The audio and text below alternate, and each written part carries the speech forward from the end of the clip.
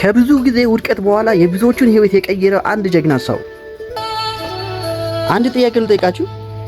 አንድ ሰው ያሰበውን ነገር ለማሳካት 100 ጊዜ ሞክሮ 100 ጊዜ ቢወድቅ ምን ይሆናል ብላችሁ ታስባላችሁ? ምንም። ያው ይተዋል ብላችሁ ነው የምታስቡት። ነገር ግን እንደዚህ አይደለም።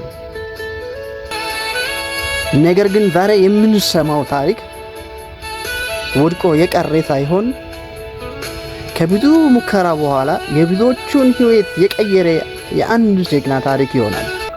ይህን ሰው ቶማስ ኤዲሰን ይባላል። የኤሌክትሪክ መብራት ለመስራት ትልቅ ህልም ነበረው። ነገር ግን ይህ ህልም ቀላል አልነበረም። ይህን ህልም ለማሳካት በጀመረ ጊዜ ብዙ ፈተናዎች ያጋጥሙት ነበር። ብዙ ጊዜ ወደቀ። በጣም ብዙ ሞከረ፣ አልተሳካለትም። ብዙ ሞከረ፣ አልተሳካለትም እና በጣም ተቸገረ።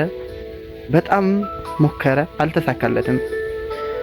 ነገር ግን ሙከራውን ሳይሆን ውድቀቱን የሚቆጥሩት በዙሪያው ያሉት ሰነፍ ሰዎች አንተ እኮ አትችልም፣ ምንም እኮ አትችልም፣ በቃ አልተሳካልህም፣ ለምን አልተውክም ብሎ ሲያሾፉበትና ይሳለቁበትም ተስፋ የሚያስቆርጡበት ነበረ። ነገር ግን በዚህ ሁሉ ኤዲሰን ውድቀቱን ምንም እንደ መጨረሻው እድል አድርጎ አላየውም ነበር። ተስፋም አይቆርጥም ነበር። ሙከራውንም ይቀጥል ነበር። ከውድቀቶቹ ብዙ ይማር ነበር። ውድቀቶቹም በጣም ብዙ ነገሮችን እንዲያሻሽልና አዲስ እይታን እንዲፈጥር ይጠቅሙት ነበር። ከዛም በኋላ ለራሱ እንዲህ ሲል ነገረ፣ እኔ በፍጹም አልወደኩም። 100 እና ከዛ በላይ የሚሆኑ ሙከራዎችን አድርጌያለሁ።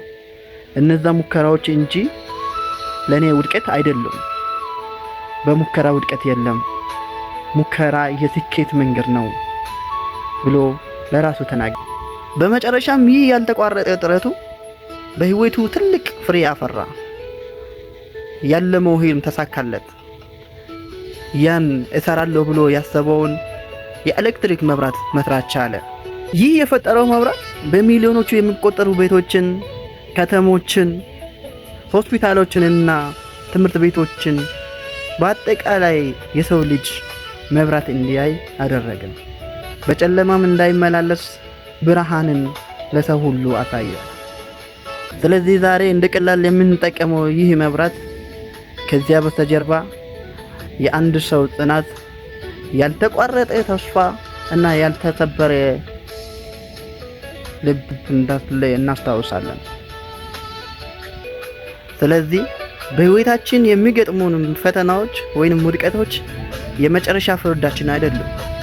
ፈተናዎቹ መማሪያዎች ናቸው፣ መውደቂያዎች አይደሉም። የምንነሳባቸው መንገዶች ናቸው። ለስኬቶቻችን መነሻ ናቸው እንጂ የምንወድቅባቸው፣ ወድቀን የምንቀርባቸው አይደሉም። ስለዚህ ተስፋ አትቁረጡ።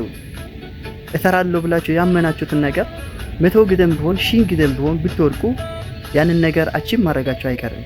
ዛሬ አለመሳካቱን አትዩ። ዛሬ አለመሆኑን አትዩ። በዙሪያችሁ የምንነሱትን አትችልም የሚሉትን አስተያየቶችን አትቀበሉ። እናንተ መጀመሪያ አይምሯችሁ አምኖ የተነሳውን ነገር ያንን ነገር አደርጋለሁ የሚለውን ሐሳብ ከማድረግ ወደ ኋላ አትበሉ።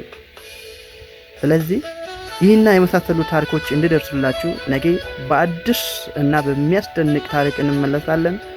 ለዚህ ቤት አዲስ ከሆናችሁ ሰብስክራይብ እና ሼር በማድረግ ተባበሩን። እናመሰግናለን። መልካም